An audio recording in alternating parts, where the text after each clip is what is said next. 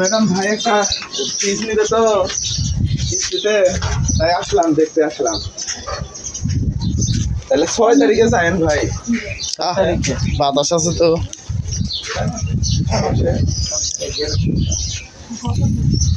বেশি হলো কত রে? মানে ইয়ে যদি 500 হয়ে যায়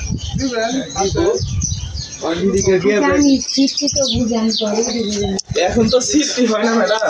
এখন হচ্ছে আপনাদের বাজেট কিরকম, তাহলে বলি আমরা 40, তাহলে ওই যে 223 লিটারের মতো পাবেন। 50 হয় তাহলে 350 লিটার। হ্যাঁ, 50,000 টাকা বাজেট হলে বড় ফ্রিজ পাবেন, আর 40,000 হলে মোটামুটি ফ্রিজ পাবেন।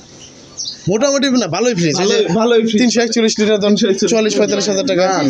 না 48 বুঝছেন। হ্যাঁ, আসলে ফ্রিজ ম্যাডাম ওই সেফটি হিসাবে হয় না, তো লিটার হিসাবে হয়।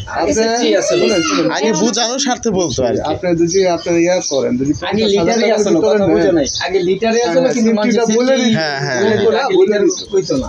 কিন্তু সবচেয়ে ভালো হবে আপনি যান, গিয়ে দেখেন। বৃহস্পতিবার আমাদের কিস্তি মেলা আছে, ওই দিন জমা কিছুটা কম হলে আমরা দিতে পারবো। আপনারা আসেন, প্রয়োজনে আমাদের আপনার ডকুমেন্টসগুলো দিয়ে দিতে পারেন, যেমন এনআইডি কার্ড দিয়ে দেন, ছবিও দিয়ে দিতে পারেন, আমরা ফর্ম করে নিয়ে গেলাম। দুইজন পাইলাম, আরেকজন হচ্ছে আপনি কাকে দিবেন, আপনার বাবা বা মা, তাহলে ওনারা কি যাবে ওই দিন? তাহলে তো সমস্যা না, না যেতে পারলে আর কি এখান থেকে বুটা আইডি কার্ড। কালকে আমি এক সময় যাবো না।